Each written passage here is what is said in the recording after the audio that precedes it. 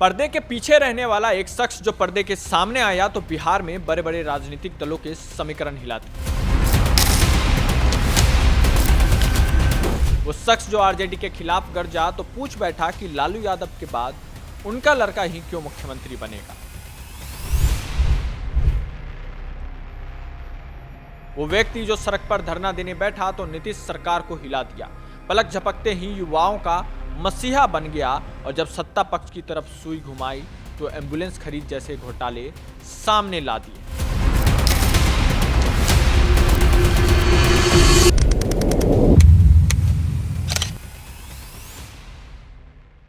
दो 2025 के बिहार चुनाव से पहले जमीन पर जो पार्टी सबसे ज्यादा एक्टिव है उसका नाम है जन स्वराज। ये जन स्वराज का एक अपभ्रंश तरीका है क्योंकि गांव में स्वराज को सुराज भी कहते हैं। इस पार्टी के संयोजक प्रशांत किशोर अपने बयानों से बिहार चुनाव का रुख मोड़ने की कोशिश में जुटे हैं, लेकिन 2025 के चुनाव से पहले प्रशांत किशोर कई टेस्ट पास कराए हैं और कुछ परीक्षाएं ऐसी भी रहीं जहां वो चारों खाने चित हो गए।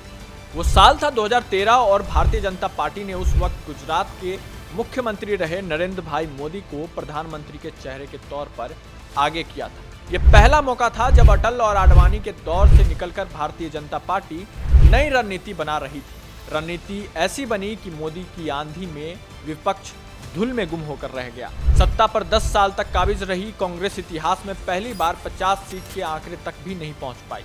वो शख्स जिसने बीजेपी की रणनीति को आकार दिया, जिसने सोशल मीडिया की ताकत का अंदाजा पहली बार भारत के नेताओं को कराया, वो कोई और नहीं बल्कि प्रशांत किशोर ही थे। उस दौर में करीब 5 फीट 10 इंच का ये शख्स कौन था, कैसा दिखता था, कोई नहीं जानता था। लेकिन प्रशांत किशोर की स्टोरी शुरू होती है 2014 से भी 3 साल पहले। वो साल था 2011 और उस वक्त ये व्यक्ति स्विट्जरलैंड में रहता था। गुजरात के मुख्यमंत्री नरेंद्र मोदी ने 2011 में जिनीवा में रहने वाले इस शख्स को एक फोन किया और अगली फ्लाइट में बैठकर प्रशांत किशोर भारत पहुंच गए। प्रशांत किशोर के भारत में लैंड करने के साथ ही शुरुआत हुई ब्रांड मोदी और ब्रांड गुजरात की। ये वो दो शब्द थे जिन्होंने 2013 में पहले भाजपा की लीडरशिप बदली और फिर 2014 में बीजेपी ने इतिहास रच दिया और ये सब कुछ हुआ प्रशांत किशोर के पॉलिटिकल मैनेजमेंट की बदौलत। 1976 में बिहार के रोहतास जिले के कोनार गांव में डॉक्टर श्रीकांत पांडे और सुशीला पांडे के घर पर प्रशांत किशोर का जन्म हुआ। बक्सर के स्कूल में पढ़ाई करने के बाद वो पहले साइंस कॉलेज पटना पहुंचे, लेकिन पढ़ाई बीच में ही छोड़कर कभी लखनऊ तो कभी दिल्ली यूनिवर्सिटी में पढ़ते रहे। दिल्ली यूनिवर्सिटी के हिंदू कॉलेज से ग्रेजुएशन के बाद प्रशांत किशोर वापस बिहार लौटे और 2 साल कोई काम नहीं किया। फिर हैदराबाद पहुंचकर यूनाइटेड नेशन से जुड़े और कुछ वक्त तक नौकरी की। ये प्रशांत किशोर की काबिलियत ही थी कि हैदराबाद में पब्लिक हेल्थ में यूएन के लिए काम करने वाले सबसे काबिल लोगों में वो शुमार थे। यहीं से यूएन हेल्थ डिवीजन में प्रमोशन पाकर पीके जिनेवा पहुंच गए। प्रशांत किशोर थे तो जिनेवा में और लाखों रुपए भी महीने के कमा रहे थे, लेकिन मन तब भी भारत में ही था। साल 2011 की शुरुआत से प्रशांत किशोर ने भारत में कुपोषित बच्चों पर एक सर्वे किया था। बताया जाता है कि जिन 4 राज्यों में वो सर्वे किया गया था उनमें से एक राज्य गुजरात भी था। तब पीके ने अपनी रिपोर्ट में पाया था कि भारत की विकसित राज्यों में शामिल गुजरात में बच्चे सबसे ज्यादा कुपोषित थे। यही वो रिपोर्ट थी जिसने उस वक्त गुजरात के सीएम रहे नरेंद्र मोदी को जिनेवा में फोन करने पर मजबूर किया।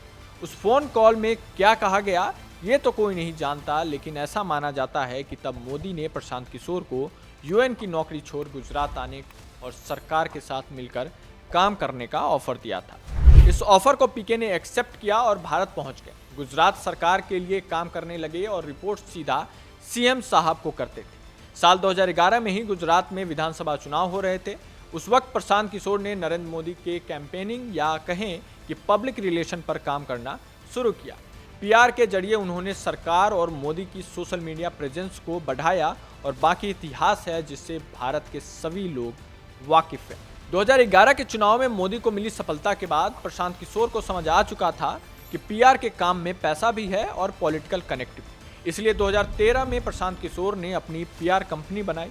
इस कंपनी को नाम दिया गया सिटीजन फॉर अकाउंटेबल गवर्नेंस। 2013 में ही प्रशांत किशोर की कंपनी ने मोदी के लिए कैंपेनिंग और पीआर का काम शुरू किया था।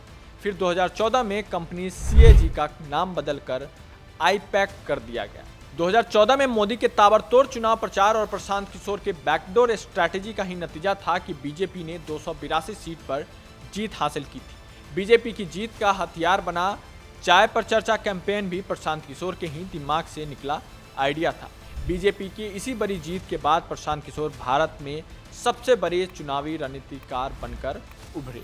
दूसरे राजनीतिक दल भी उनसे पॉलिटिकल कैंपेनिंग के लिए संपर्क करने लगे। ये प्रशांत किशोर की पॉपुलैरिटी थी कि उनकी कंपनी के जरिए पीआर कराने में कांग्रेस के तत्कालीन पंजाब प्रांत के सीएम कैप्टन अमरिंदर सिंह, आंध्र प्रदेश के सीएम रहे जगन मोहन रेड्डी, तमिलनाडु के मुख्यमंत्री एमके स्टैलिन, यहाँ तक कि बंगाल के सीएम ममता बनर्जी और बिहार के मुख्यमंत्री नीतीश कुमार तक ने प्रशांत किशोर को अपना चुनावी रणनीतिकार बनाया। वो साल था 2015 जब बिहार में बीजेपी और जेडीयू का 17 साल पुराना गठबंधन टूट गया था और माना जाता है कि तब प्रशांत किशोर के कहने पर ही नीतीश कुमार ने लालू यादव से हाथ मिलाया था और पलटू राम पॉलिटिक्स की शुरुआत भी यहीं से शुरू हुई थी। इन चुनावों में बीजेपी को उम्मीद थी कि नरेंद्र मोदी की पॉपुलैरिटी का करिश्मा बिहार में भी चलेगा और बिहार को पहली बार बीजेपी का मुख्यमंत्री मिलेगा। 2014-15 आते आते कहानी में किरदार बदल चुके थे, गोल करने वाली टीम बदल चुकी थी, लेकिन पर्दे के पीछे कोच वही था, प्रशांत किशोर। नतीजा वही था जो 2011 और 2014 में देखा जा चुका था। इस बार हार बीजेपी को मिली थी और जीता था महागठबंधन। अब सवाल यह है कि जो प्रशांत किशोर बीजेपी के लिए ट्रम्प कार्ड सरीके थे, उनकी राहें बीजेपी से जुदा कैसे और क्यों हुई? क्या इसकी वजह अमित शाह थे, जो प्रशांत किशोर से पहले मोदी के लिए कैंपेनिंग संभालते रहते थे और पीके के बीजेपी से अलग होने के बाद भी अमित शाह के नेतृत्व में बीजेपी ने चुनाव में शानदार जीत दर्ज की? खुद प्रशांत किशोर ने एक इंटरव्यू में कहा था कि बीजेपी से अलग होने की वजह अमित शाह नहीं थे। दरअसल मोदी के प्रधानमंत्री बनने के दौरान ही एक ऐसी व्यवस्था बनाने की बात हुई थी जो चुनाव प्रक्रिया को प्रभावी बनाने के लिए थी। तब बात ब्यूरोक्रेसी में लेटरल एंट्री पर भी हुई थी, जिसकी चर्चा बाद में भी हुई, लेकिन सिर्फ आईएएस ही नहीं बल्कि दूसरे लोगों को भी प्रभावशाली काम करने का मौका मिलेगा। प्रशांत किशोर चाहते थे कि पीएम बनते ही प्रधानमंत्री मोदी की प्राथमिकता वो सेटअप बनाने पर हो, लेकिन मोदी की प्राथमिकता देश की दूसरी समस्याएं थी। हालांकि सच्चाई क्या थी ये कोई नहीं जानता, पर यह व्यवस्था ऐसी थी जैसे हाल फिलहाल अमेरिका में डोज बनाने के लिए की गई थी और जो कि फेल हो गई। आरजेडी से हाथ मिलाकर जेडीयू को सत्ता वापस दिलाने वाले प्रशांत किशोर ने बंगाल की सीएम ममता बनर्जी के लिए बतौर रणनीतिकार तृणमूल कांग्रेस के साथ काम किया। 2021 में देश में कोरोना की लहर के बीच जब भारतीय जनता पार्टी बंगाल में जीत के लिए पूरी ताकत लगा रही थी, तब प्रशांत किशोर ने बैकडोर से ऐसी रणनीति बनाई कि बीजेपी संभल तक नहीं पाई। खेला होवे कैंपेन और पैर में प्लास्टर लगाए व्हील चेयर पर बैठी ममता बनर्जी ने जब फुटबॉल को किक लगाई तो बीजेपी को उम्मीदें भी उसी किक के साथ काफूर हो गई। प्रशांत किशोर को पॉलिटिकल स्ट्रैटेजी को बंगाल में भी बहुत बड़ी जीत मिली, लेकिन प्रशांत किशोर ने बतौर चुनावी रणनीतिकार कुछ फेल्योर भी फेस किए, जिनमें सबसे बड़ा था 2017 में कांग्रेस को यूपी चुनाव में मिली हार के दौरान। कहा तो यहां तक जाता है कि 2017 का यूपी विधानसभा चुनाव प्रशांत किशोर के लिए पहला कड़ा इम्तिहान था, जहां वो बुरी तरह फेल हो गए। हालांकि इसी दौरान 2017 में वो पंजाब में भी कांग्रेस के लिए रणनीति बना रहे थे, जहां उन्हें सफलता भी मिली थी और अकाली दल से सत्ता कांग्रेस के हाथों में शिफ्ट हो गई थी। इसी साल 2017 में प्रशांत किशोर के साथ कुछ ऐसा भी हुआ जिससे उन्हें आघात पहुंचा और सूत्रों की माने तो इसकी शिकायत उन्होंने तब राहुल गांधी से भी की थी। 2017 में पंजाब के कांग्रेस का जो मैनिफेस्टो था उसमें 9 नुक्ते थे जो सबसे अहम थे। पंजाब में कांग्रेस ने 9 वादे जनता से किए थे जिन्हें सत्ता में आने के बाद पूरा किया जाना था। तब पंजाब सरकार ने वादा किया था कि वो राज्य के सरकारी विभागों में जितने भी कॉन्ट्रैक्ट कर्मचारी हैं उन्हें परमानेंट सरकारी नौकरी देंगे, लेकिन जब 1 साल तक ये वादा पूरा नहीं हुआ तब सवाल प्रशांत किशोर पर उठे कि उन्होंने वो वादा कराया जो सरकार को पूरा करना ही नहीं था। माना जाता है कि कांग्रेस के साथ यहाँ से प्रशांत किशोर की राहें अलग हो गई थी। कांग्रेस से अलग होने के बाद प्रशांत किशोर का कद बिहार की राजनीति में बढ़ा और 2018 में वो जेडीयू के राष्ट्रीय उपाध्यक्ष बनाए गए। लेकिन जेडीयू से सीएए में विरोध के बाद जो राहें अलग हुई तो प्रशांत किशोर ने खुद अपने बलबूते राजनीति में हाथ आजमाने की तैयारी शुरू कर दी। 2 अक्टूबर 2022 को पीके ने बिहार में करीब 2 साल लंबी राजनीतिक पदयात्रा की भी शुरुआत की। ये पदयात्रा शुरू हुई चंपारण के भितिहरवा गांधी आश्रम से। ये वही जगह है जहां से महात्मा गांधी ने 1917 में पहला आंदोलन शुरू किया था, जिसे इतिहास में चंपारण सत्याग्रह के नाम से भी जाना जाता है। इस पदयात्रा में प्रशांत किशोर ने बिहार के तमाम जिलों और विधानसभा सीटों को कवर किया था। प्रशांत किशोर जहां भी जाते सिर्फ एक ही सवाल जनता से पूछते, बिहार बाकी राज्यों से पीछे क्यों है।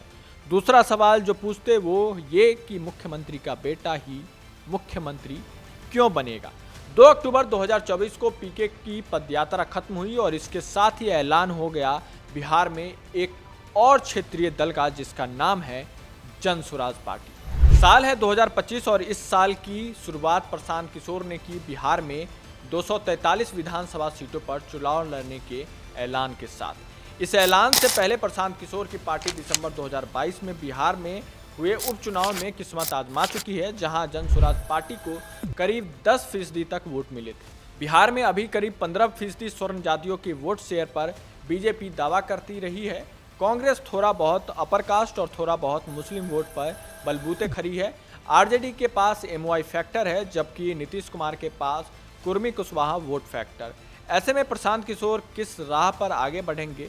बिहार में माझी वोट के लिए अलग पार्टी है, सहनी वोट के लिए अलग पार्टी है, तो प्रशांत किशोर क्या सिर्फ 4% ब्राह्मण वोट के सहारे की ताल ठोक रहे हैं। दरअसल इसका जवाब छुपा है बिहार में हुए उपचुनाव में।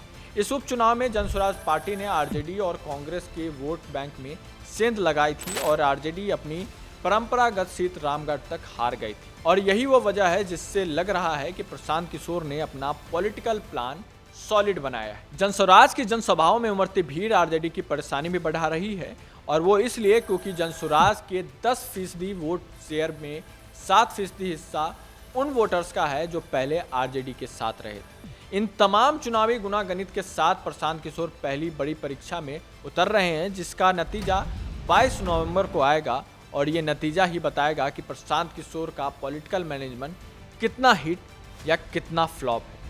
दोस्तों, ये कहानी थी एक पॉलिटिकल स्ट्रैटेजिस्ट की, जो पॉलिटिकल स्ट्रैटेजी से कन्वर्ट होकर एक नेता बन चुका है, एक पार्टी का संयोजक है और बिहार में अपनी किस्मत आजमा रहा है। कैसे लगी हमारी ये स्टोरी कमेंट करके जरूर बताएं। मिलते हैं अगले वीडियो में किसी नए शख्सियत की जानकारी लेकर। तब तक आप जुड़े रहें अनकोड के साथ। सब्सक्राइब करें, शेयर करें। जय हिंद।